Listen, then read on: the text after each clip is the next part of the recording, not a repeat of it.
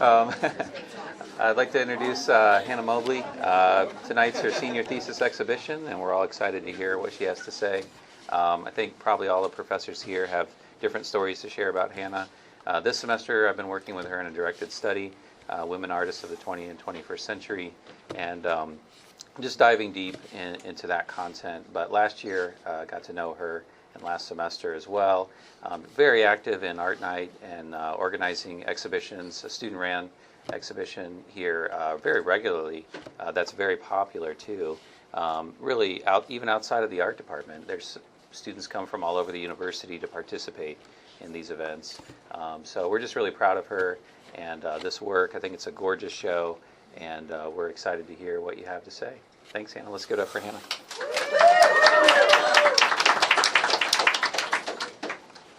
All right, hi everybody. Wow. Welcome. This is my senior show, Human Nature. I'm just gonna jump right in and start talking about a little bit of my concepts, my ideas behind the show, and then a little bit into my process, and then afterwards I'll open it up for questions. So the concept behind the show is an analogy for simply human nature. So it's comparing and contrasting how we are as humans with the elements of plants. So that might be a little confusing at first, but I'll just go ahead and explain it to you.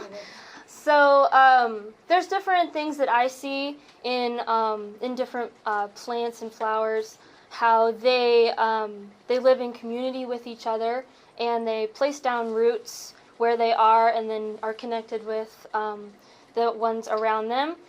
They're also really similar, but they're also very different. So those are three things that I see that are connected to each and every one of us, that we also have those qualities. And then, as you notice, there are these weird kind of 3D abstraction additions that I added, and those actually also speak into my concept as well. So those are kind of speaking towards the more abstracted parts of us, and maybe not as straightforward. So just how we all think differently with our thought processes, and how we are all very emotional beings, and our feelings can sometimes be really crazy or confusing, and you may not know exactly what they are at the moment. So that can be just kind of an abstract feeling. And also, just the nature of just how we shift and grow as humans over time in our individual beliefs and our thoughts and opinions on things. So that kind of speaks into that. So those two ideas together come up with this beautiful analogy of just me relating those two ideas together. So how I came to decide on this topic, I'm choosing this concept to kind of explore because I love to see when art reflects nature in some way, and I really relate with art that really breaks down ideas into just like an abstract thought, and then deconstructing those things. So contrasting those things together, I decided to go with that. So combining feelings with things with the actual reality fascinates me, and combining things that aren't normally seen together to make it relatable and meaningful, because I feel like that's what art should speak into us as the viewer when looking at it. So I love flowers and plants, if you can't see by what I'm wearing too. So I personally really like to notice the simplicities and the complexities within flowers and plants themselves, how they can be simple in the sense that they're symbols for things like love or beauty or friendship and stuff like that, but also really complex in their biology and how they just function and grow, and they change over time too. So I think that's a really neat thing to notice. So the major influence of my work is actually my family's garden. So this past summer I went and I photographed pretty much all of the plants that you see here, and I worked from those photographs last semester. So that was kind of a really cool connection for me personally as the artist, not only taking my own reference photos, but also relating those back to my family. So I'm going to jump into talking about a little bit of my process. So that was more of my concept. I think the most interesting process to share with you guys is how I did the 3D stuff. So this is actually starched fabric. And I don't know if you guys have had run-ins with starching your own fabric, but for this show, I was going to originally kind of explore doing it with paper, but after a little bit of trial and error and a suggestion, I decided to go the starched fabric route, and I've never done that before, so that was kind of cool. I did a quick Google search to see how I could do that, just like with super easy materials and not a whole lot of money. So I actually made a cornstarch and water mixture and boiled it on the stove. Did this all in my apartment. And it actually kind of came into this like weird gel kind of mixture thing. So the fabric is actually canvas, the same fabric that I used to paint on. And I cut them into strips. And I like dunked them in and like squeegeed it off with my fingers, and then I had wax paper laid out, and I would twist them and fold them into the shapes, and these are all individual things kind of assembled together. So that's why each assemblage on the canvases is different, and it's just slightly different shapes and things. So, and those had to dry for a while, and then I would paint after I would assemble them on my canvases. So, as far as the painting goes, I did a couple different techniques with that.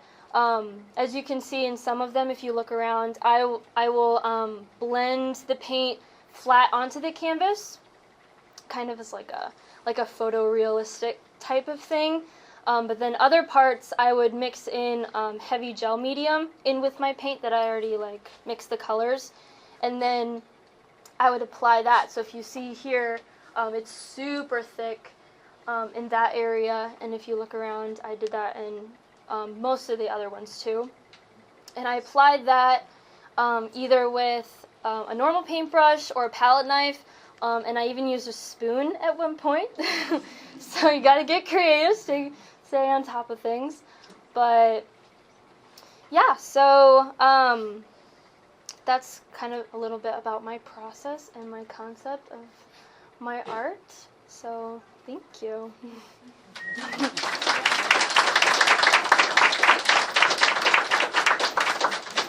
So if anybody has any questions they'd like to ask, I will try my best to answer them. Yes?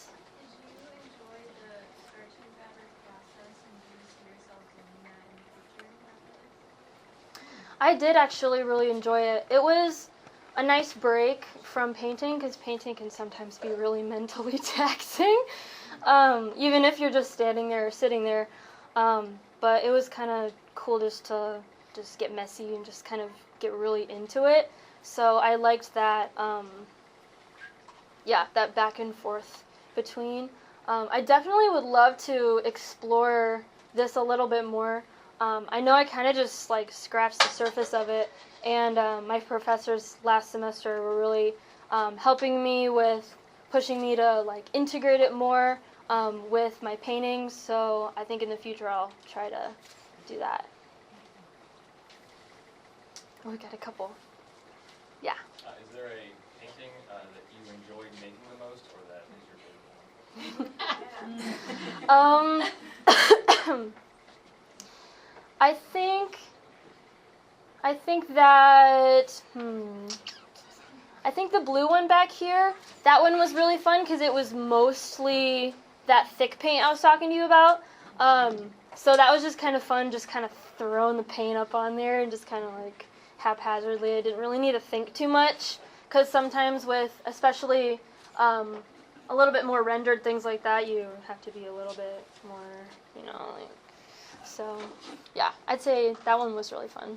But all of them have their quirks and their stories, so yes. How did you decide what the pairings were with each flower? Because each painting has a flower and a Mhm. plant.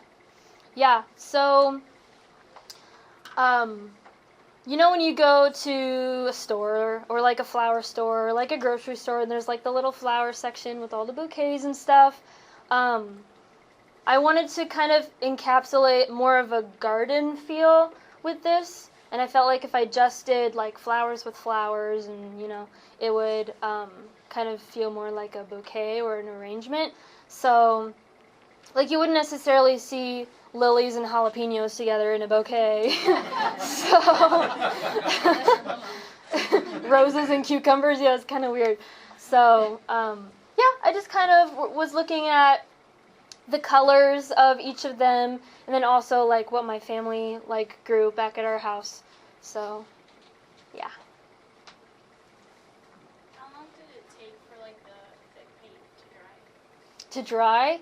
Fully, probably like 2 or 3 days. So, yeah. How did you decide on the background colors for each painting? That was kind of difficult because the flowers are like really colorful, and I didn't want to really take away from the vibrancy. So actually when I started this one out, this one was my first one, the background wasn't black and it was actually like a bright teal. And I'm like, okay, well, that's alright, but what would make it pop more? Because I really wanted like the plants to be the focus, and they're already in an abstract sort of feel, so I didn't necessarily think that I needed like paint them with an environment, So I decided to do grayscale because then the backgrounds would be different on each one, but then still like unified. So yes. Is there any deliberate relationship between your painting practice and your music practice?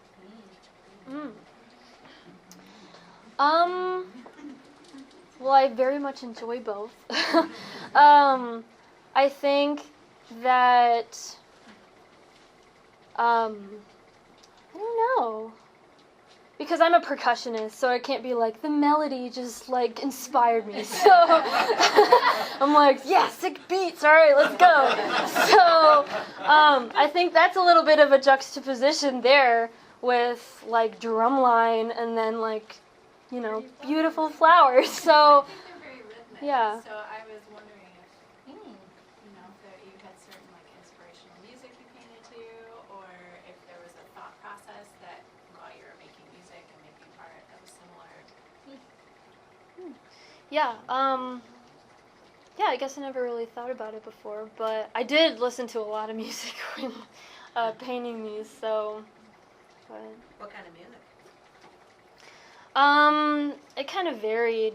I like to listen to like a big like acoustic playlist, but like more upbeat acoustic, or just like some basic like instrumental kind of like beats, just to kind of not really anything super crazy. But Do you have a favorite out of all of them? Well, no, you that was your favorite one to paint, but you had. yeah, I do have a little bit of a. I know I really like that one. It was my first one, and I definitely spent the most time on that one. In total, it took me almost 30 hours. But yeah, I don't know. There's just something about like the first piece that you make that like inspires the rest of them, and I really liked the pink and the green, so I think I'd say that one. Yeah. So some of the fabric is painted. Did you paint that like after you glued it on, or when was Mhm. that painted? Yeah, I painted it afterwards because I wanted to get the forms down first. So for the colors, I pulled out some of the colors that were in each one. So you can see on this one, like there's some orange, and then there's some gray.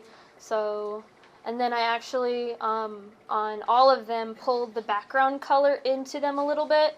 So you can see some of the grays and the whites and the blacks on them too. Yes. Well, Hannah, you said this is your family's garden, right? Mhm. Are you knowledgeable about the flowers? Because I feel like you've captured them beautifully.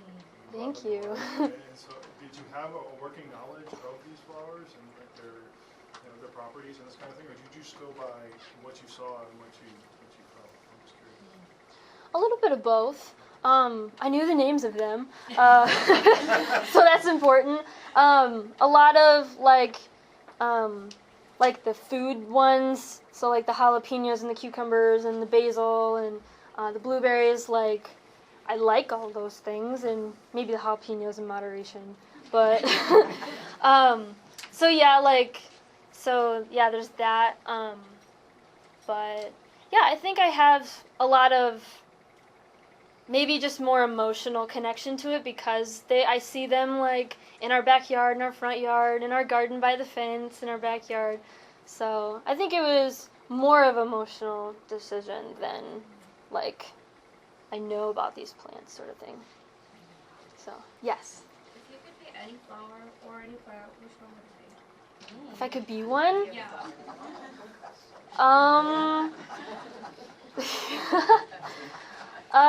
I really like the blue succulent back here. Blue's been my favorite color for a long time, but I also just like the size and shape of it and how you can go and like squish it, you know? So That's the plant you would be next to. yeah, and I think it's versatile and it goes with a lot of things, and yeah. I would like that one. I wouldn't complain.